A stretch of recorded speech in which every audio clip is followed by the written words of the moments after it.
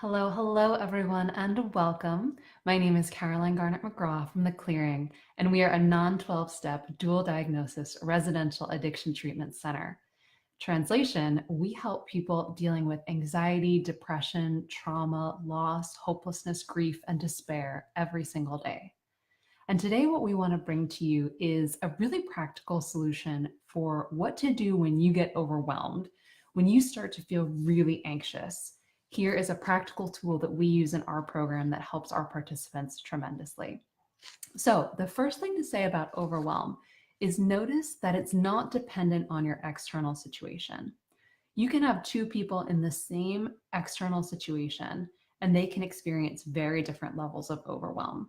It comes from your thought experience, from the thoughts, beliefs, and ideas that you are having in that moment, because that leads to the feeling of overwhelm.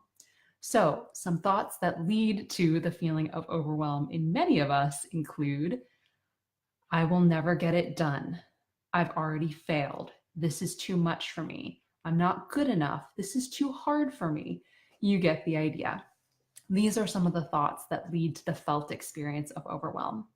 And so, a large part of what we do in our program is help people to question those judgments and those limiting beliefs and to rewrite them into more empowering thoughts and beliefs. So, that being said, though, it is really important to get support in this because often we cannot see our own blind spots. We can't see what is the specific thought that I'm believing that's leading me to overwhelm.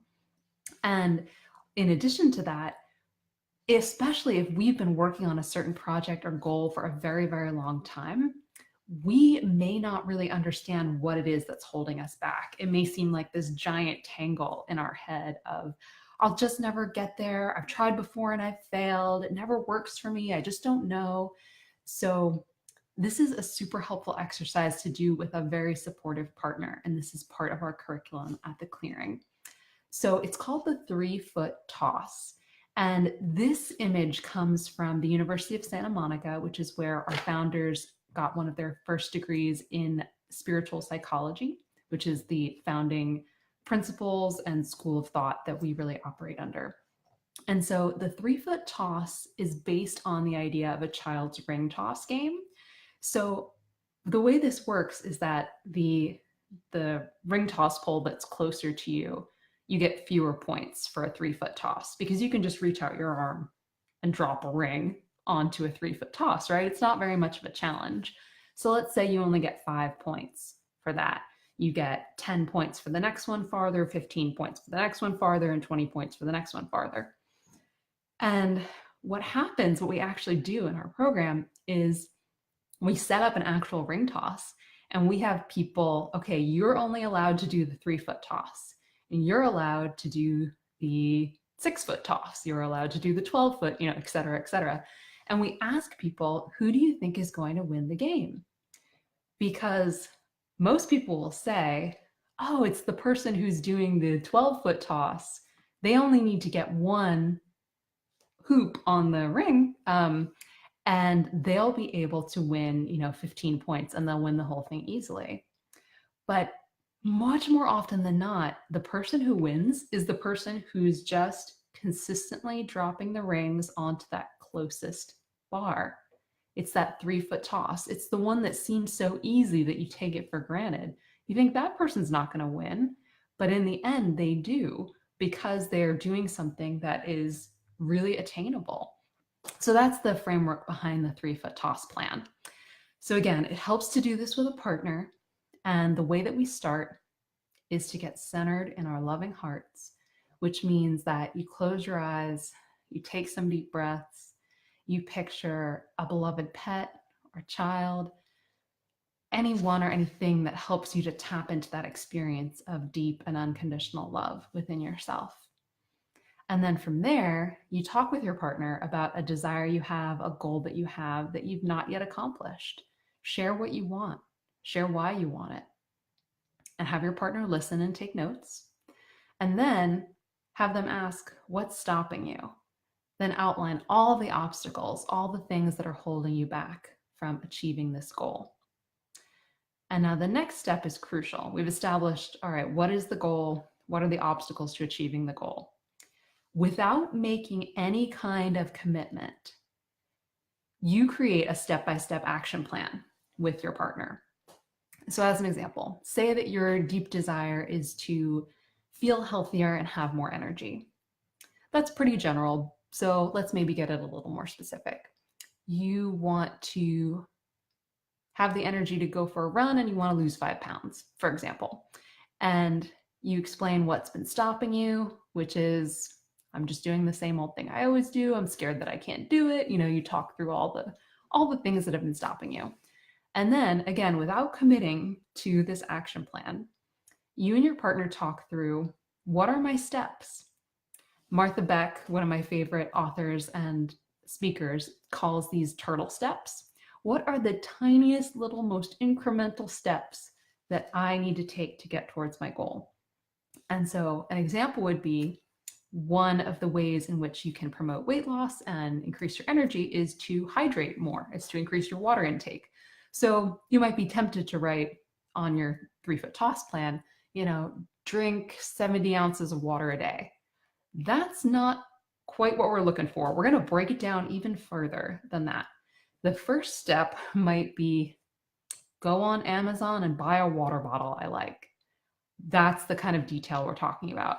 Then once you've bought the water bottle, okay, what's the next step? Fill the water bottle along with making my breakfast. Tie it to something that you already do. Okay, great. And then the next step is carry the water bottle over to my desk and have it with me during my workday, etc. You get the idea. Make it so simple that it seems almost ridiculous. Buy vitamins at the store. Buy dispenser for vitamins. Take vitamins. Fill out checklist that says I've taken vitamins. So you go into a level of detail that feels like, oh, come on, I don't need this. But the truth is, you're giving yourself support and you are empowering yourself to succeed when you get really, really specific about what your next steps are. You're also taking away a lot of the overwhelm, because when you see it broken down like that, you might think, oh, there's no way I can drink 70 ounces of water a day. But then you realize, oh, that's only 5 water bottles. I can do 5 water bottles. That's doable. You reframe it, and it's amazing how that can shift your energy around it. So now that you've written your step-by-step action plan, have your partner ask you, do you want to commit to it? Is this something that you actually want to put your focus and your energy toward? You get to decide. It's up to you.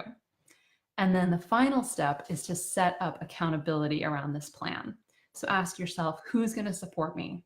Is it my spouse? Is it my friends? Is it my family members? Who's going to check in with me and help me to stay on track with this? How can I get support for this plan? Because we know that when we try and change and set secret resolutions and completely go it on our own, you've been there before, right? It usually doesn't work. You usually need the support of others around you for those moments where you're struggling and you're losing your motivation. And so building in that external accountability is really, really helpful. So I hope that's been useful. Create your own 3-foot toss plan. And the overarching principle I want you to remember is, make it easier for yourself than you think you need to.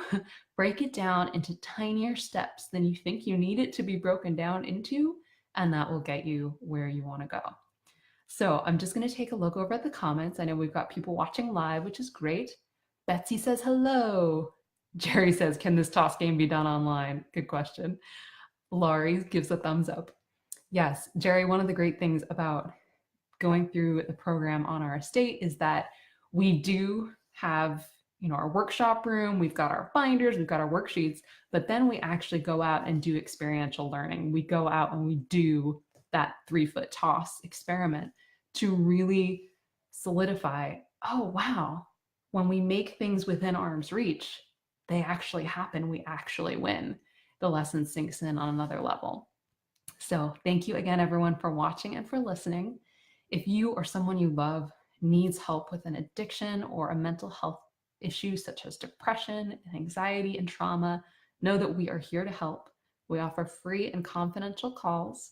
So connect with us at 425-275-8600. Once again, that's 425-275-8600. This is a great example of a 3-foot toss. I was an English major. I'm not great with numbers, but I've had to repeat that number enough that I've almost got it memorized. So tune in next time, and I might not even have to look at my notes for that one. All right, everybody. Thank you for watching. Thank you for listening. Have a great day.